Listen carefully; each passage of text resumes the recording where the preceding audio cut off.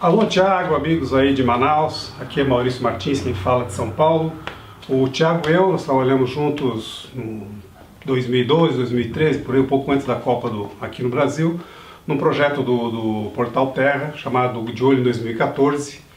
Foi um trabalho bem bacana. Eu sou jornalista formado pela Casper Libero aqui em São Paulo, já faz um tempinho já.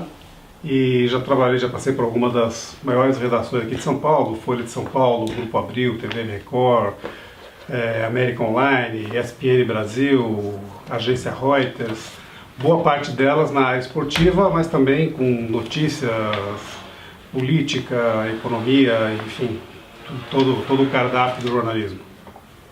Junto com o meu irmão Moacir, que também é jornalista, a gente tem há 25 anos, paralelo a todos esses trabalhos, a agência hb.com, especialista basicamente em assessoria de imprensa, assessoria de comunicação e trabalhos correlatos. Estou aqui a pedido do Thiago para compartilhar um pouco dessa experiência com vocês. O curso que vocês estão fazendo, segundo o Thiago me disse, é assessoria de imprensa e comunicação, que é uma área que vem tendo grandes mudanças nos últimos anos.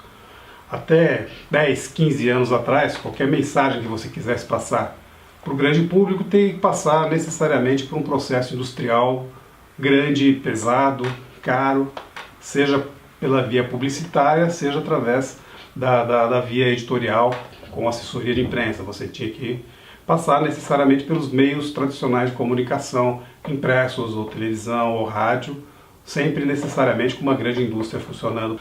Hoje em dia cada um carrega no bolso tudo o que precisa para se comunicar com o mundo inteiro em tempo real, da forma que quiser. Isso tem gerado uma avalanche de informação, nem sempre de qualidade, né? São as malfadadas fake news. Mas nem mesmo nisso aí não há só má notícia para a gente, quer dizer, cada vez mais também essas notícias, essa avalanche de informação tem sido contestada e procura-se cada vez mais informação de qualidade, qualificada, com a assinatura de um profissional de comunicação que dê confiança a essa informação. Tudo isso parece ser muito novo, mas na verdade, na essência, é coisa que vem acontecendo no decorrer do tempo. A palavra-chave de todo esse processo, de qualidade desse processo, de qualificação desse processo, é confiança. E é disso que eu vou falar, desse caso que eu vou contar para vocês.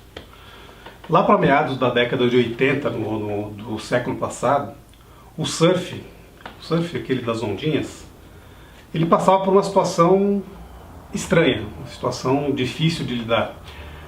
Tinha um grande número de praticantes, bons atletas, uma estrutura por trás funcionando razoável, uma estrutura interessante, patrocinadores dentro do próprio meio do surf que meio que mantinham essa estrutura funcionando, mas não conseguia abrir o leque, não conseguia ir além dessa bolha que tinha se formado em torno da modalidade.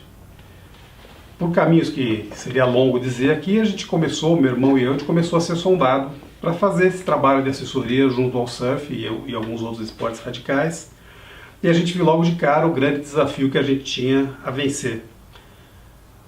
A gente tinha a resistência da grande imprensa, que até lidava com surf, dava uma matéria aqui, uma matéria lá, mas sempre pelo lado do comportamento, pelo lado estilo de vida e nunca pelo lado do esporte em si. É uma modalidade esportiva onde todo mundo está disputando e no fim o melhor ganha, leva um troféu, um check-in e vai para casa. Nisso não difere de outra modalidade esportiva. Mas tinha uma série de coisas que dificultavam esse acesso, que afastava o surf da grande imprensa. E esse foi o nosso desafio. E a gente viu que a gente ia ter que mexer com muito mais do que simplesmente convencer a imprensa disso. A gente tinha que começar a mudar a própria estrutura do esporte, a forma como ele era disputado, a maneira como as competições se realizavam, o horário das competições. A resistência foi muito grande por parte dos organizadores, nem tanto por parte de uma parte relativamente pequena dos atletas, mas uma parte importante dos atletas, por boa parte da mídia especializada, que na época era muito forte, hoje ainda tem alguma coisa, mas na época era muito forte mesmo. E aí a gente começou a comer pelas beiradas esse processo, usando o conhecimento que a gente tinha da imprensa e na imprensa, a confiança que esses profissionais tinham com a gente e a confiança que a gente conquistou desses organizadores, dos patrocinadores, que no fim foi quem pagou a conta para a gente fazer esse trabalho. Um ponto fundamental para começar a vencer essa barreira foi a alteração na forma de competição e no próprio término do campeonato. Os campeonatos de surf terminavam domingo, no fim do dia.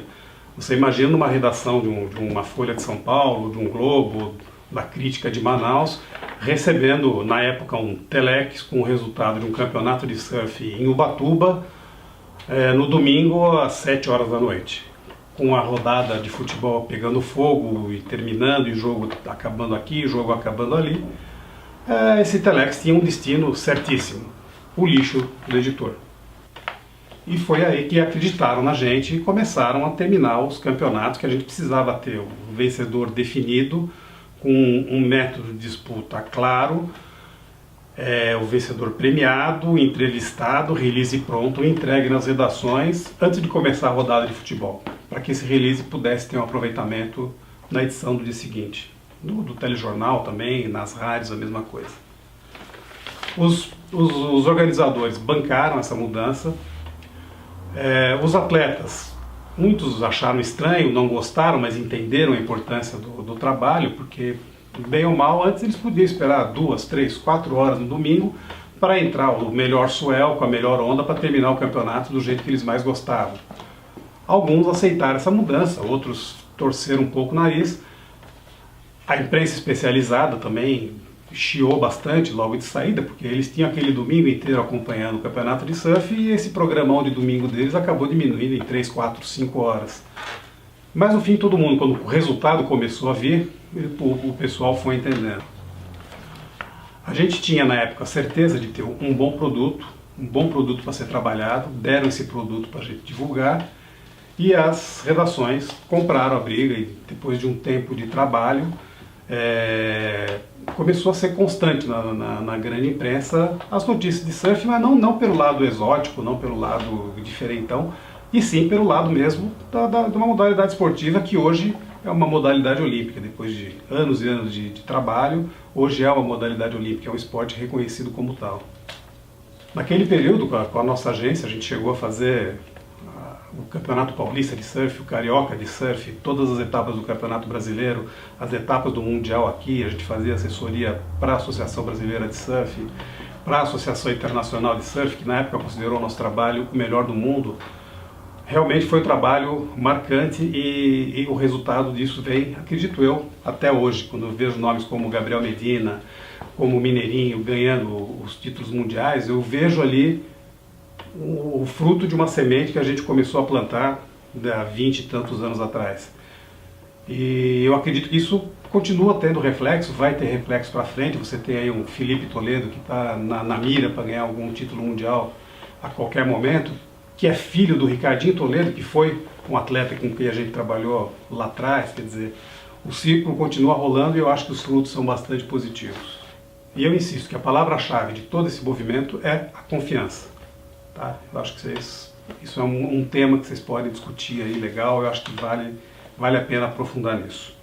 Bom, é isso que eu queria falar, eu espero que vocês tenham um curso bem bacana, que vocês aproveitem bastante, e um grande abraço para todos, e saudade de Manaus, cidade que eu conheci nem sei quanto tempo faz, justamente trabalhando como assessoria de imprensa na inauguração da Vila Olímpica, trabalho que eu fiz para a Confederação Brasileira de Atletismo. Espero que a Vila Olímpica esteja gerando frutos ainda também, até hoje. Um grande abraço a todos.